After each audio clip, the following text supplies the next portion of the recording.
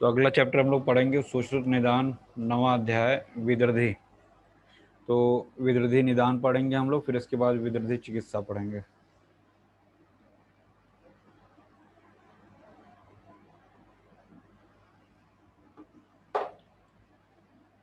तो सामान्य रूप से इसको जो है एब्सेस बोलते हैं, विदर्धी जो है। तो इसको पढ़ने के पहले कुछ बातें जो है जान लीजिए सामान्य रूप से। इसमें पहली बात तो ये है कि जो प्रकोपित निदानों के सेवन से या निदान सेवन से प्रकोपित जो दोष होते हैं अस्थि में आश्रित होकर, तो हमने शब्द क्या किया, अस्थि में आश्रित होकर, त्वचा, रक्त, मांस और मेद। क्या हुआ, कोई दिक्कत,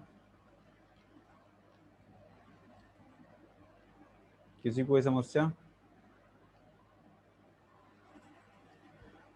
तो प्रकुपित दोष अस्थि में आश्रित होकर त्वचा, रक्त, मांस और मेद को दूषित करके एक शोथ उत्पन्न करता है ना। तो हमने क्या क्या बताया, त्वचा, रक्त, मांस, मेद। तो यहाँ पे याद करने के लिए हमने बताया है तू र मा में स्थित, यानी कि दूष्य क्या क्या हो गए, तू से त्वचा हो गया, र से रक्त, मा से मांस, में से मेद, ये आपका हो गया दूष्य। ठीक है। तो अस्थि में आश्रित होकर त्वचा, रक्त, मांस और मेद को दूषित कर शोथ उत्पन्न करते हैं। और सबसे इंपॉर्टेंट अगली लाइन देखिएगा, 5वें नंबर श्लोक का फर्स्ट हाफ, महामूलम रुजावंतम वृत्तम। दिख रहा है सबको? Yes sir. महामूलम रुजावंतम वृत्तम, यही रख के पूछ लेता किसके लिए है, ये विदर्धी के लिए है। इसका मतलब क्या हुआ, शोथ महामूल वेदना युक्त वृत्त या आयत होता है, या तो वृत्त होगा या तो अथवा आयतम लिखा हुआ है, या तो उसका जो शेप होगा या तो वृत्त होगा या आयताकार होगा, इतना आपको याद रखना है। तो दूष्य तू रमा में त्वचा, रक्त, मांस और मेद अस्थि के आश्रित होकर भयंकर शोथ होता है। महामूल का मतलब अस्थि आदि गंभीर धातु में आश्रित हो जाता है, यानी बहुत डीप तक, डीप रूटेड, यानी कि अस्थि तक। ठीक है ना। तो महामूलम का मतलब यहाँ पे डीप रूटेड की बात कर रहे हैं। रुजावंतम, वेदना बहुत ज्यादा होगी, वृत्तम चाप्य अथवा आयतम। यहाँ तक कोई दिक्कत किसी को? हम्म। No sir. ये दोनों 4 और 5 का फर्स्ट हाफ बहुत इंपॉर्टेंट है। फिर इसके बाद 6वें श्लोक में इसकी संख्या के बारे में दिया हुआ है, षण्णामपि। तो विधि 6 प्रकार की होती है। कौन कौन सी है, विपकर्ष, और एक और जुड़ जाता है उसमें ए से क्या हो जाएगा, हम्म, आगंतुज। लिख लीजिए एक पॉइंट। वाग्भट्ट के अनुसार, वाग्भट्ट के अनुसार दूषित त्वचा, दूषित त्वचा, मांस, मेद, अस्थि, स्नायु, मांस, मेद, अस्थि, स्नायु, रक्त कंडरा, रक्त कंडरा में आश्रित, में आश्रित,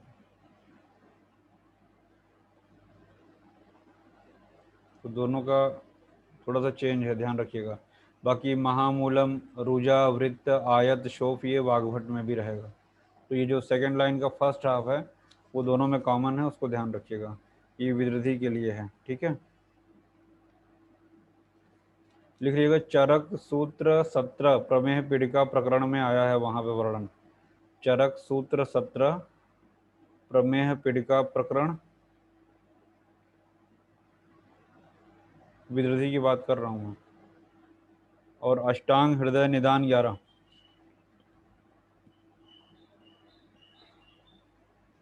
अष्टांग हृदय निदान 11 लिखिएगा। भेद VPKSR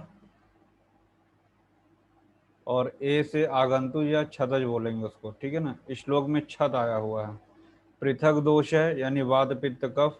समस्तैश्च तीनों दोषों से यानी सन्निपात हो गया।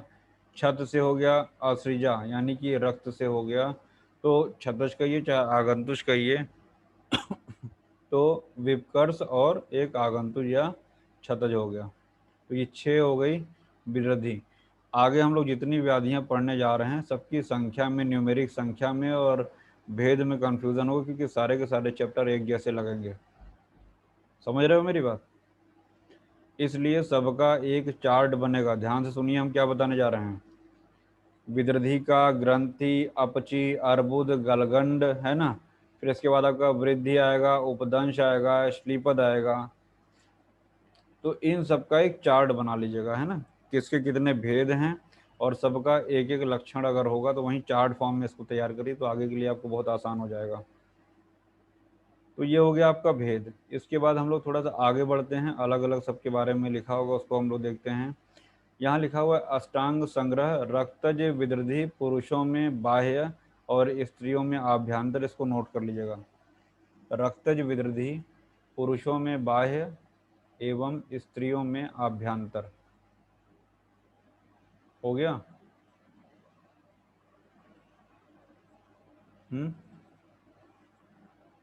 Yes sir. अक्सर हम लोग देखते हैं जब भी कुछ पढ़ते हैं तो वहाँ पे पित्तज विदृधि के समान चिकित्सा करेंगे, ऐसा पढ़ते हैं ना। तो विदृधि कई जगह आपको रेफरेंस मिलेगा, इसलिए बड़े ध्यान से पढ़िएगा, है ना। तो सबसे पहले वातिक विदृधि का लक्षण की बात करते हैं, कैसा होगा। जहाँ भी वात रहेगा वहाँ कृष्ण और अरुण आता है ना। तो कृष्णो अरुणो, ये तो वर्ण की बात हो गई, कृष्ण और अरुण। जहाँ पे वात होगा वहाँ पे परुष आता है, ये सभी को पता है। इंपॉर्टेंट क्या है, चित्र उत्थान प्रपाकश्च, यही रख के पूछता है किस विदृधि का लक्षण है, ठीक है ना। चित्र उत्थान प्रपाकश्च, अनेक प्रकार से उठने तथा पकने वाली। ओरिजिनल कंटेंट याद रखिए, चित्र उत्थान प्रपाकश्च, ये आपका वातज विदृधि का है। और वाग्भट में आया है चिरोत्थान पाको विषम संस्थिता, लिखा हुआ दिख रहा होगा सबको, चिरोत्थान पाको विषम संस्थिता, दिख रहा है ये। Yes sir. इसको भी नोट करिए। तो चित्रोत्थान हिंदी में मत पढ़िए उसको, ओरिजिनल कंटेंट ही याद करिए। इसके बाद आता है पित्तज विदृधि।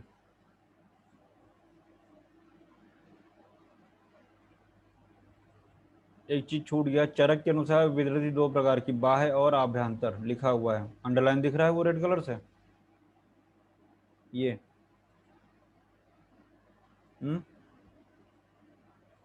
चरक बाह्य एवं आभ्यंतर 2 प्रकार की विदृधि है। तो सुश्रुत का हम लोगों ने वातिक देखा। पित्तज में क्या है, पक्व उदुम्बर संकाश, पक्व उदुम्बर संकाश और श्याव, पके हुए उदुम्बर के समान कुछ श्याव होगा। और क्षिप्र उत्थान, तो वहां पे चित्र था यहाँ पे क्षिप्र है, कंफ्यूज मत करिएगा, ठीक है। वाची याद कर लीजिए, याद करने के लिए वाची, वा से वातिक, ची से चित्रोत्थान। समझ में आ रहा है? कंफ्यूजन ना हो किसमें चित्र था किसमें क्षिप्र था। तो पित्तज में क्या है, क्षिप्र, क्षिप्र मतलब होता है शीघ्रता से, जल्दी उठने और पकने वाली। आगे बढ़ा जाए। Yes sir. वाग्भट्ट का लिखा हुआ है, ना दिख रहा हो तो नोट कर लीजिएगा। तिल मांस और कुलत्थादि सन्निभ, तिल मांस कुलत्थादि सन्निभ। और यहाँ पे लिखा हुआ अचिराभिवृद्धि।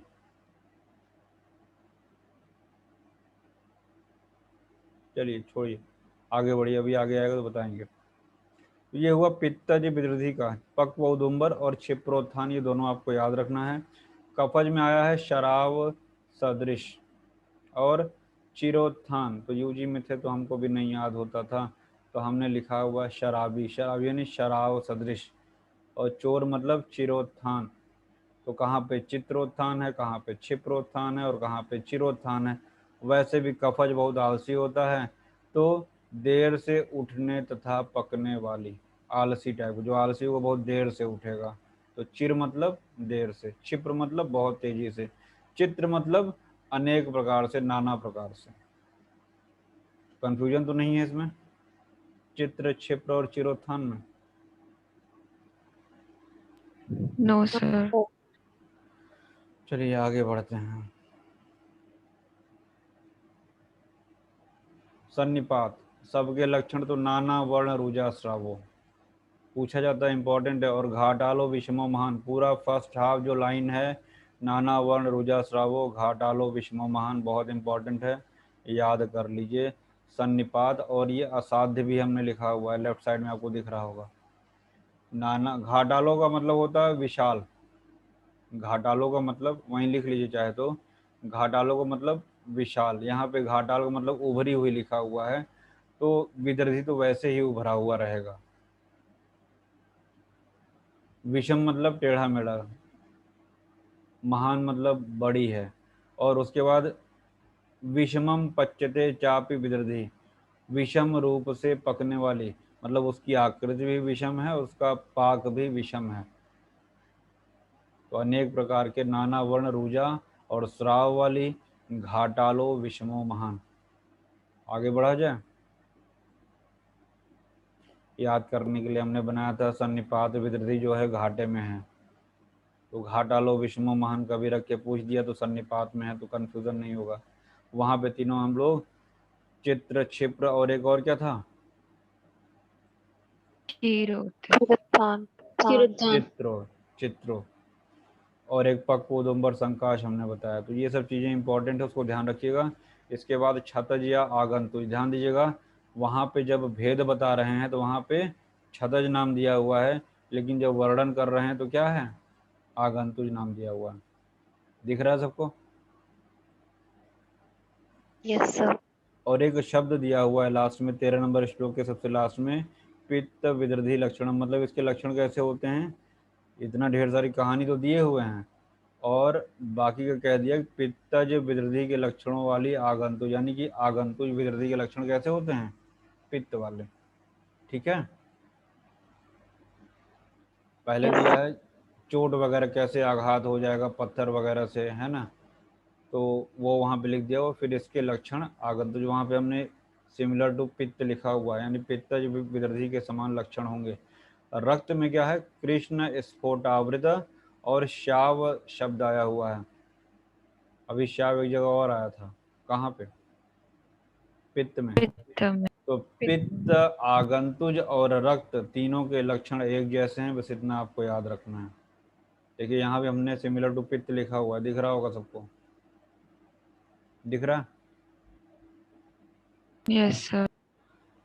इसके बाद आता है असाध्य। अभी हमने बताया कि सन्निपात वाली कैसी है, घाटालो विषमो महान, जो घाटे में है वो असाध्य है। तो सन्निपात विदृति असाध्य होती है। अब इसके बाद आभ्यंतर विदृतियों का वर्णन करेंगे। ये बाह्य विदृति थी, कैसी थी ये? बाह्य। अब हम लोग आभ्यंतर विदृति की बात करेंगे। आभ्यंतर विदृति की बात करने से पहले इसकी संख्या जान लीजिए, कितनी होती हैं? 10। कितनी है? 10। 10। और इसमें क्या है? गुरु, असात में विरुद्ध, अन्न, शुष्क संशुष्क भोजन, और अति व्यवय व्यायाम, वेग धारण, ये सभी कुछ जो है इसके निदान बताए गए हैं। अभी आगे आएगा देखिएगा, है ना। तो आभ्यंतर विदृति देखिए, गरिष्ठ, असात में विरुद्ध, शुष्क, पथ्य पथ्य मिलित भोजन से एवं अधिक व्यवहार से, व्यायाम से, अधारणी वेग को रोकने से, है ना, पदार्थों, दाहजनक पदार्थों के खाने से, अलग अलग या मिले हुए कुपित दोष, गुल्म के स्वरूप की, और वाल्मीकि के समान, वाल्मीकि वत्स उन्नत मंतः, ऐसा कुछ लिखा है, गुल्म रूपिणम, यहाँ मैंने मार्क किया हुआ है, तो याद रखिएगा, गुल्म रूपिणम वाल्मीकि, ये आपका आभ्यंतर विदर्धी के लिए आया है सुश्रुत में, यही आपको याद रखना है। वाल्मीकि क्या होता है? दीमक, टर्माइट। हाँ, जो दीमक बनाता है जो मिट्टी का, उसकी तरीके से। ठीक है, तो ये आभ्यंतर विदर्धी के बारे में बात कर रहे हैं। ऐसे अष्टांग संग्रह का विमर्श में दिया हुआ, गुल्म वर्धना वाल्मीकि वत्स उच्छ्राई, उसको भी अंडरलाइन कर लीजिएगा। अब आभ्यंतर विदर्धी 18 नंबर श्लोक में दे रखा है 10 कौन कौन से हैं, वहीं पे हमने लिखा हुआ नीचे चरक ने 9 बताए हैं, कौन सा नहीं माना है चरक ने? गुदा लिख के मैंने क्रॉस कर दिया। तो लेफ्ट साइड में और राइट से मतलब 2 कॉलम बनाइए, एक में लिखिए आभ्यंतर विदृधि स्थान और दूसरे तरफ लिखिए लक्षण। फटाफट लिखिए। एक कॉलम में लिखिए आभ्यंतर विदृधि स्थान, दूसरे कॉलम में लक्षण।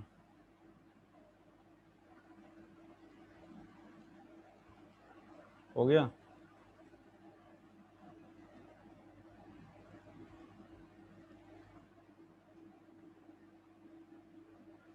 लिखिए गुदा, पहला लिखिए गुद या गुदा, डैश करके लिखिए अपान वायु निरोध, अपान वायु निरोध।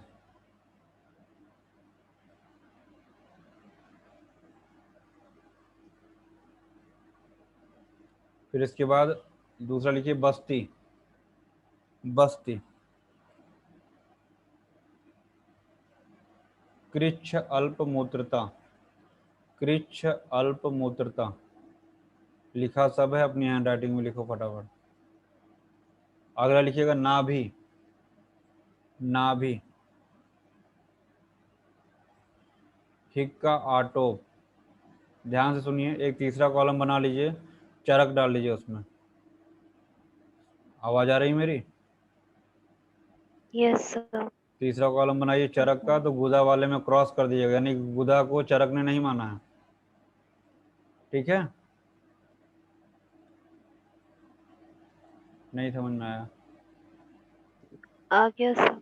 बस्ती में सुश्रुत में कृच्छ अल्प मूत्रता और चरक में लिखे कृच्छ पूति मूत्र वर्च, कृच्छ पूति मूत्र वर्च। फिर नाभि में हिक्का आटोप सुश्रुत में है और चरक में सिर्फ हिक्का। आगे है कुक्षी, कुक्षी। सुश्रुत में मारुत कोपनम, यानी वायु कुपित हो जाएगी, मारुत कोपनम। चरक में लिखे कुक्षी पार्श्व अंतः अंश शूल, कुक्षी पार्श्व अंत अंश शूल। हो गया? यस वं, सर। वं, वंक्षण में लिखिए कटि पृष्ठ ग्रह, कटि पृष्ठ ग्रह। चरक में लिखिए शक्ति साध, शक्ति थ, शक्ति साध, एक शब्द है। वृक्क लिखिए अगला, वृक्क।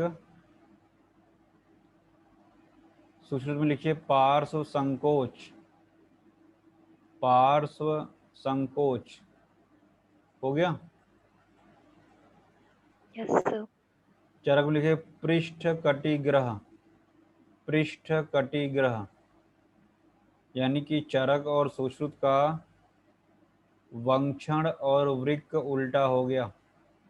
जो सुश्रुत ने वंक्षण में बताया है वो चरक ने किस में बताया है? वृक्क में बताया है। दिख रहा है? Yes sir. तो वृक्क में पार्श्व संकोच हो गया, उधर चरक का पृष्ठ कटिग्रह। अगला लिखिए प्लीहा, प्लीहा। उच्छ्वास अवरोध, प्लीहा उच्छ्वास अवरोध। बहुत इंपॉर्टेंट चीज बता रहे हैं, पूछा जाता है सब। इसमें लिखिएगा चरक में भी सेम, सेम जो सुश्रुत ने बताया वही चरक ने भी। अगला लिखिए हृदय, सर्वांग प्रग्रह, सर्वांग प्रग्रह दारुण शूल या हृदय शूल, जो भी लिखना चाहें। सर्वांग प्रग्रह तीव्र हृदय शूल।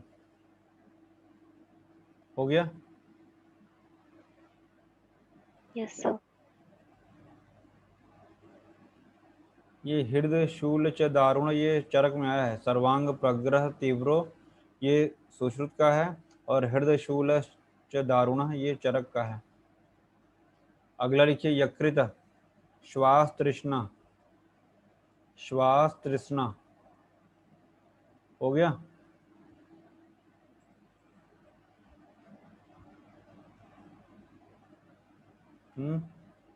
Yes, sir. चरक में श्वास लिखिए, श्वास। अगला है क्लोम, अधिक पिपासा, सुश्रुत में अधिक पिपासा, और चरक में पिपासा गलग्रह मुख शोष, पिपासा गलग्रह मुख शोष हो गया।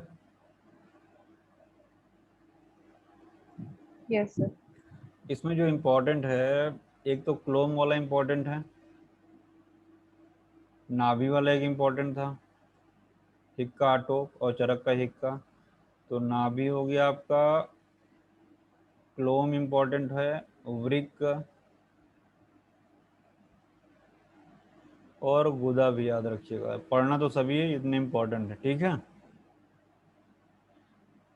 यकृत वाला इम्पोर्टेंट है, यस से यकृत, वाई एस टी ईस्ट होता है ना, Y S T, Y for यकृत, एस फॉर श्वास, टी फॉर तृष्णा। ये हमने आपको बता दिया भाई।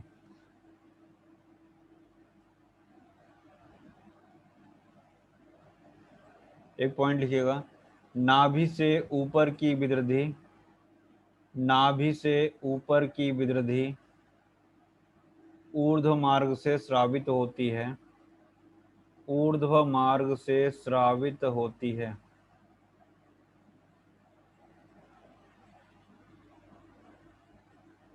ऊर्ध्व मार्ग से स्रावित होती है, फुल स्टॉप। गुदा बस्ती वृक्क एवं वंक्षण, गुदा बस्ती वृक्क एवं वंक्षण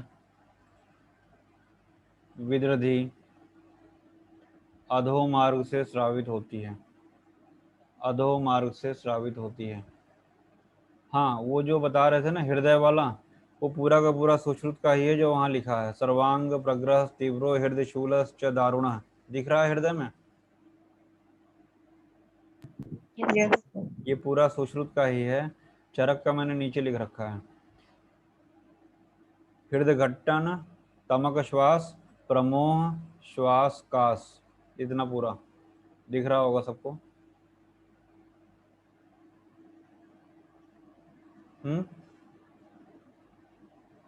Yes, sir. इम्पोर्टेंट है, तमक श्वास शायद पूछा गया था एक बार, ठीक है। अगला पॉइंट लिखिएगा, विदृधि से यदि स्राव, विदृधि से यदि स्राव ऊर्ध्व मार्ग से आता है, ऊर्ध्व मार्ग से आता है तो मृत्यु सूचक लक्षण है, मृत्यु सूचक लक्षण है, मृत्यु सूचक लक्षण है। यदि अधो मार्ग से आता है, यदि अधो मार्ग से आता है तो रोगी जीवित बच जाता है, तो रोगी जीवित बच जाता है। हो गया।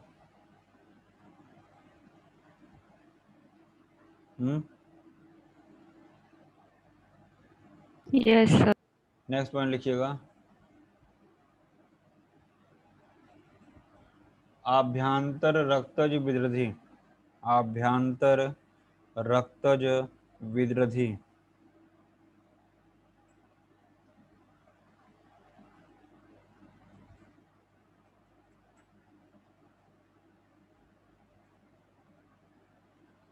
देखिए, गर्भपात के पश्चात दाह एवं ज्वर करने वाली, गर्भपात के पश्चात दाह एवं ज्वर करने वाली रक्तज विदृधि होती है, रक्तज विदृधि होती है।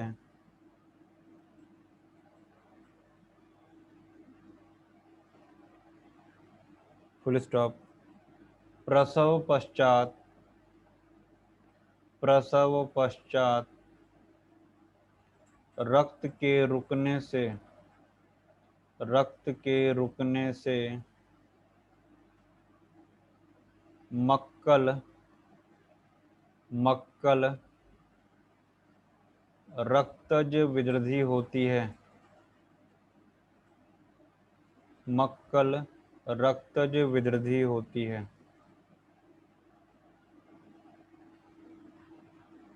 नेक्स्ट पॉइंट लिखिएगा, हृदय नाभि बस्ती एवं सन्निपात विदृधि। हृदय नाभि बस्ती यानी बहना, बस्ती हृदय नाभि, बस्ती हृदय नाभि एवं सन्निपात विदृधि त्याज्य है, त्याज्य है।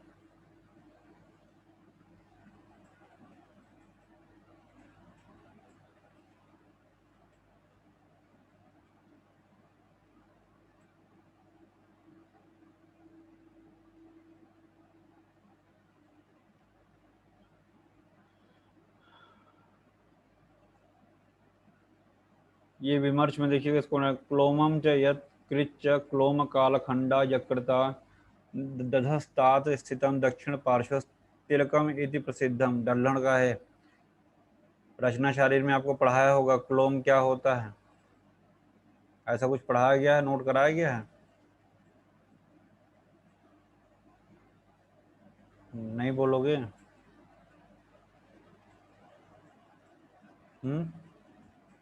Yes sir. ट्रैकिया को भी बोलते हैं और लीवर हाँ, को वो भी। जो आप बोल रही हैं बिल्कुल सही बोल रही हैं, तो वो आपको पता होना चाहिए। अब रचना जब पढ़ाएंगे तो वहाँ पे बताएंगे। फिलहाल ये विमर्श की दोनों तीनों लाइन आप मार्क कर लीजिए यहाँ पे, ठीक है। 19 नंबर श्लोक के ऊपर जो भी पैराग्राफ दिया हुआ है ये विमर्श में, ये इंपॉर्टेंट है, इसको ध्यान दीजिएगा। समझ में आया? खासकर जो मैंने मार्क किया है। और उसके नीचे वाला अधस्तु दक्षिण भागे हृदयात क्लोम तिष्ठति, दिख रहा होगा। और शोणित किट्ट प्रभम दक्षिणाश्रितम यकृत समीपे क्लोम संज्ञकम भवति शारंगधर टीका पे है। उसके बाद अधस्तु दक्षिणे भागे हृदयात क्लोम तिष्ठति, ये सब मार्क कर लीजिएगा इसको। आगे बढ़ते हैं हम लोग। जो भी हमने आपको चार्ट में बताया है वही यहाँ पे 21, 22, 23 नंबर श्लोक में। गुदा में वात निरोध, बस्ती में कृच्छ अल्पमूत्रता, दिख रहा होगा सबको। Yes, sir. Yes, sir. नाभि में हिक्का आटोप, कुक्षी में मारुत कोप, और वंक्षण में कटी पृष्ठ ग्रहस्थ तीव्रो, है ना। और वृक्क में पार्श्व संकोच, प्लीहा में उच्छ्वास अवरोध, और हृदय में क्या है, सर्वांग प्रग्रह तीव्रो शूलश्च दारुणः, और यकृत में क्या है, श्वास और Trishna. तृष्णा, और क्लोम में क्या है, Pipasa.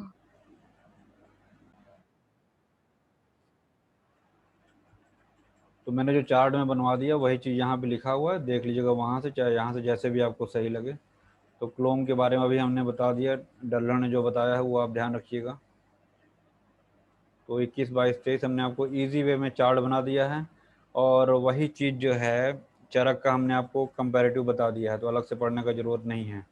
साध्यता, साध्यता की बात कर रहे हैं। मर्म स्थान में उत्पन्न विदृधि चाहे पक्व हो चाहे अपक्व हो, बड़ी हो या छोटी, सब कष्ट साध्य होती हैं। कष्ट उच्चते, कहाँ पे, मर्म स्थान में, ठीक है। और अभी हमने आपको ये पॉइंट लिखाया है, नाभि के ऊपर अर्थात यकृत क्लोम प्लीहा ग्रहणीय आमाशय हृदय आदि में होने वाली विकृतियाँ पकने पर ऊपर की ओर जाकर ऊर्ध्व मार्ग से बाहर निकलती हैं, और नाभि के नीचे कहाँ से, गुदा या मूत्र मार्ग से बाहर। अभी हमने लिखाया एक पॉइंट, देखिएगा, लिखा है अपना, लिखा है। Yes, sir. नीचे की ओर श्रुत होने वाली विदृधियां मनुष्य ठीक हो जाता है, किंतु ऊपर यानी मुख से बहने वाली विदृधि में जीवित नहीं रह सकता। ऐसा भी लिखाया है कि जीवित रह सकता है कि नहीं रह सकता है, क्या लिखा है तो मैंने, जीवित नहीं रह सकता। याद रखिए। फिर हमने बहना और सन्निपात, क्या लिखा है उसमें, त्याज्य है। त्याज्य है, याद रखिएगा भाई। हृदय नाभि बस्ती वर्ज्या ये तेसु भिन्नेसु बाह्यतः, चाहे बाह्य, अभी हमने क्या लिखा है उसको पढ़िए जरा। हृदय नाभि और बस्ती को छोड़कर अन्य स्थान में होने वाली विदृधियाँ यदि भाग्यवश बाहरी त्वचा में विदीर्ण हो जाती हैं तब मनुष्य कदाचित जीवित रह सकता है, किंतु हृदय नाभि बस्ती की विद्रधियां चाहे बाहर भी फूटें तो भी मनुष्य कभी भी जीवित नहीं रहे। इसका क्या मतलब हुआ, क्या मतलब निकाल रहा है?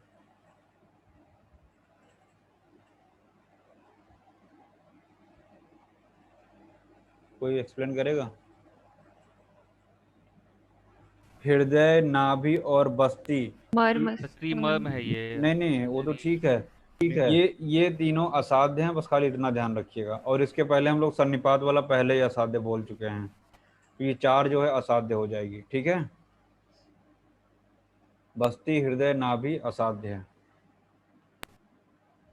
इसके बाद ये वरुणाधिकृत, प्रियंगवादि तैल और करंजाधिकृत चिकित्सा में हालांकि आएगा, यहाँ पे हमने लिख लिया है, विदर्धी में प्रयोग करते हैं, इसको भी नोट कर लीजिएगा। चरक ने नाभिज विदर्धी का स्राव उभय मार्ग से माना है, ठीक है, ये भी नोट कर लीजिएगा। चरक और वाग्भट दोनों ने नाभिज विदर्धी का स्राव उभय मार्ग से, यानी ऊपर से भी और नीचे से भी। अभी एक आया था ना कि नाभि के ऊपर का ऊपर से, नाभि के नीचे का नीचे से बहेगा, यस तो नाभि का कहाँ से होगा, दोनों तरफ से होगा, ऐसा चरक और वाग्भट कहते हैं, इसको भी नोट कर लीजिएगा।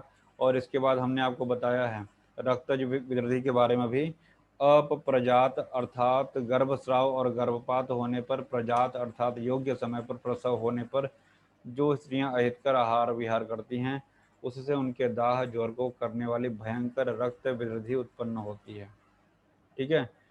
हमने आपको ये भी बताया कि अशुद्ध रक्त पूर्ण रूप से नहीं निकल पाता है, तब वह कुक्षी में मक्कल संज्ञक रक्त विदृधि भी लिखाया है, थोड़ी देर पहले देखिए। Yes sir. और मक्कल विदृधि 7 दिन में शांत न हो तो फिर पक जाती है, ठीक है, याद रखिएगा। 7 दिन में सप्ताह नोपशांत चेततो असौ, है ना। 7 दिन में अगर शांत नहीं होती तो उसमें पाक हो जाता है, ऐसा भी लिखा हुआ है।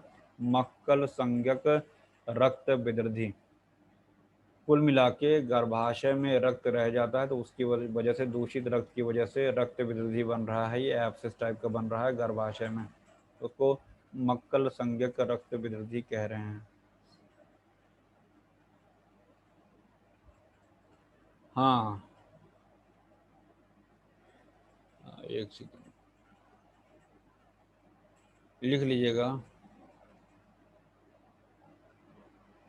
गुल्म सानिब, एक सेकंड कहीं लिखे हैं कि नहीं,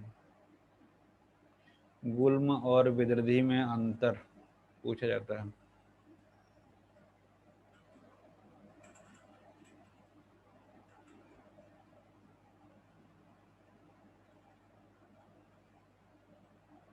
विदृधि सानिबंध होता है और गुल्म ना निबंध, ऐसा लिख लीजिएगा, विदृधि सानिबंध और गुल्म ना निबंध।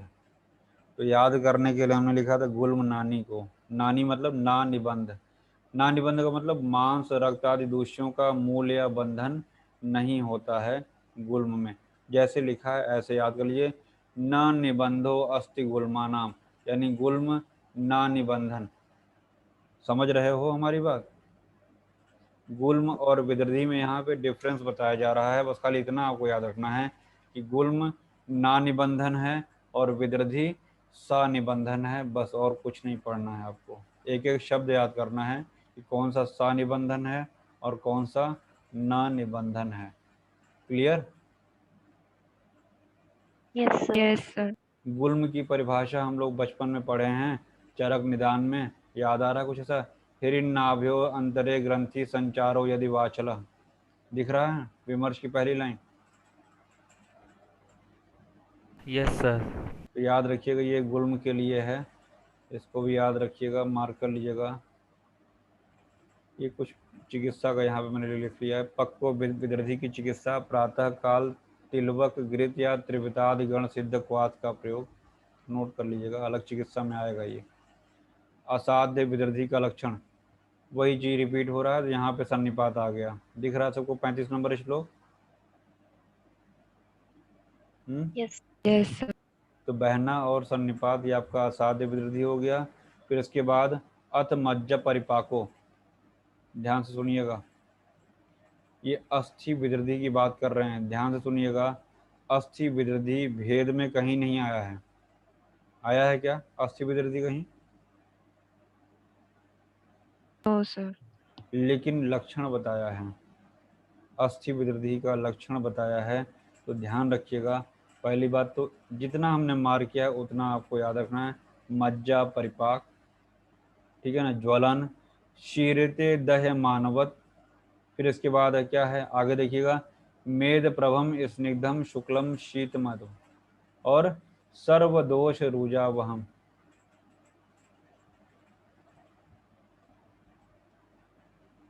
समझ में आया? नहीं समझ में आया? मेद धातु के समान वहां से पूय निकलता है, पहला तो ये याद रखिएगा। मज्जा परिपाक है, और सर्व दोष रुजा वहम, सर्व दोषों से युक्त भयंकर वेदना होती है, ये अस्थि विदृधि का लक्षण है। हमने ट्रायंगल क्यों बनाया, कोई बताएगा? सन्निपात से होगा, सही। वात पित्त आ गया ना, सर्व दोषों से युक्त है ये, यानी कि वात पित्त कफ तीनों का इन्वॉल्वमेंट है, ठीक है। चिकित्सा से हमने लिखा हुआ है स्नेहन करेंगे, स्वेदन करेंगे और रक्त मोक्षण करेंगे चिकित्सा में। देखते हैं आगे क्या है चिकित्सा, भी यहीं पे हम लोग देख लेते हैं।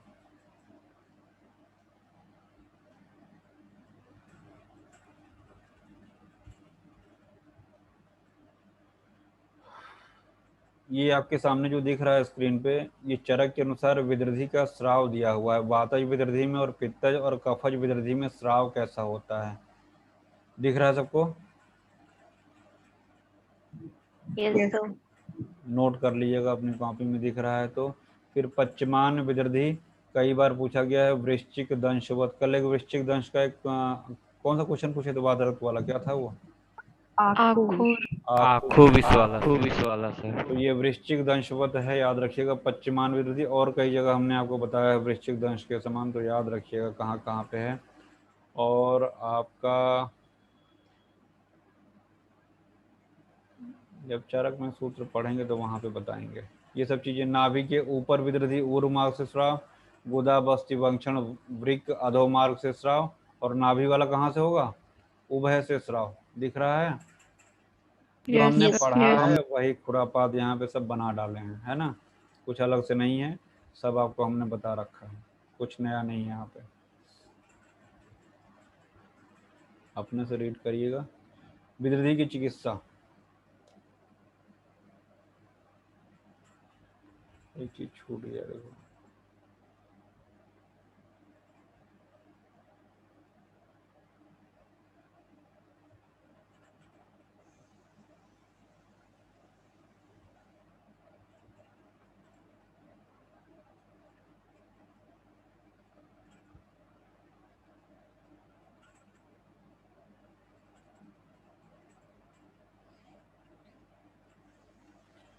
बता दिए। चरक के अनुसार 2 हैं, बाह्य और आभ्यंतर। सोशल के अनुसार 6 हैं, बता दिया सब।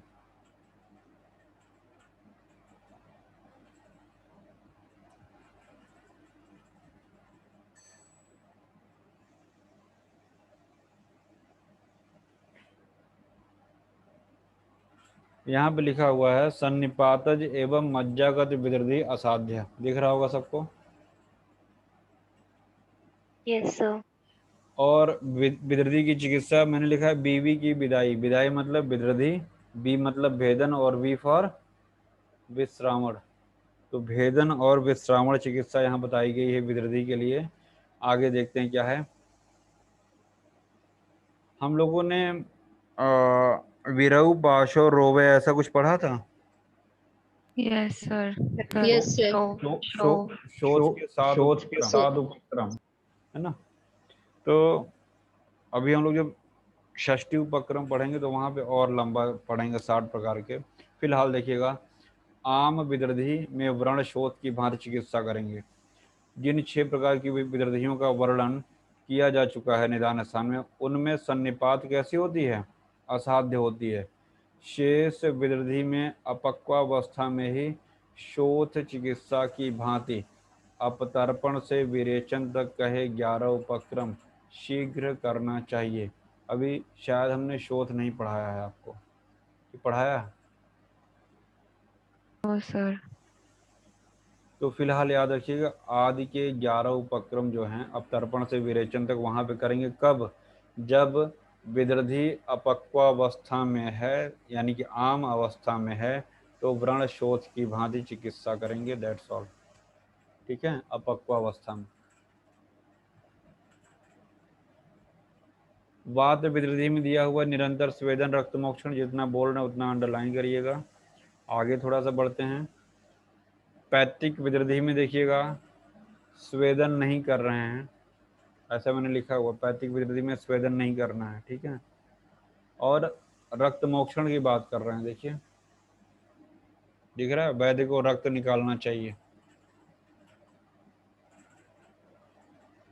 अक्सर हम लोग पित्तज विदर्धी के समान चिकित्सा ऐसा पढ़ते हैं, कई जगह आता है फलाने की चिकित्सा पित्तज विदर्धी के समान। तो क्या क्या है इसमें? शर्करा, धान का लावा, मुलेठी, सारिबा, क्षीर का कोली, उशीर, चंदन को दूध में पीसकर लेप करना चाहिए। रक्त मोक्षण की बात कर रहे हैं जलौका से, ये सब नोट कर लीजिएगा। वट, उदुम्बर, क्षीरी वृक्ष जो होते हैं उनके प्रयोग की बात याद कर रखिएगा। एक चीज पंच यहाँ पे जो आया है, व्रण को धोने के लिए पंचवल्गल क्वाथ का भी प्रयोग किया जाता है। ठीक है, तो इसके बाद ऐसा यहाँ पे और कुछ नहीं है। पित्तज विदर्धी की चिकित्सा भी हमने वहां पे बताया था, करंजाद घृत हम लोग चिकित्सा में पढ़ेंगे, अभी बोले थे। Yes sir. यही करंजाद घृत है। देखिएगा, करंजाद्यम इदम शुभम, है ना। तो दुष्ट व्रण प्रशमनम, नाड़ी व्रण विशोधनम, सद्य छिन्न व्रणानाम च। तो इतनी जगह पे करंजाद घृत का प्रयोग कर रहे हैं। पित्तज विदर्धी के अलावा इतने व्रण में भी इसका प्रयोग कर रहे हैं, सब मार्क कर लीजिएगा। करंजाद घृत, तो करंजाद घृत पित्तज विदर्धी में।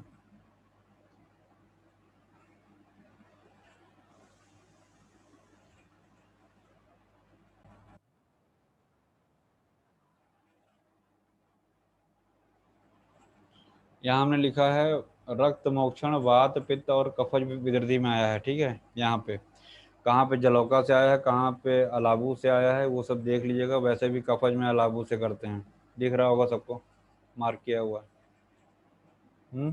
Yes sir. रक्तज और आगंतुज में चिकित्सा पित्तज के समान कर रहे हैं, क्योंकि लक्षण भी सेम मिल रहा था। याद आ रहा है, पीछे पढ़े थे। Yes sir. अपक्व अंतर विदर्धी की चिकित्सा में उष्कादिगण और वरुणादिगण, ऊषा और वरुण का प्रयोग अपक्व अंतर विदर्धी की चिकित्सा में। तो ऊषा और वरुण याद रखिएगा। फिर यहीं पे शिग्रु का प्रयोग किया गया है ना। कहाँ पे? अपक्व विदर्धी में। शिग्रु यानी सहजन की छाल का। गुगुलू के बारे में भी आया है। कौन सा? प्रधान गुगुलू। तो महिषाक्ष जो गुगुलू होता है उसको प्रधान गुगुलू कहा जाता है, तो उसकी बात कर रहे हैं यहाँ पे। ठीक है, श्लेष्म विदर्धी में सिरावेद मैंने बता ही दिया है। रक्त मोक्षण अलग था, ये सिरावेद की बात आया है। और तिलवक घृत याद आ रहा है, अभी पीछे आया था, करंजादे और तिलवक एक साथ मैंने बताया था। विशेष रूप से इसमें याद रखना है प्रातः। ठीक है,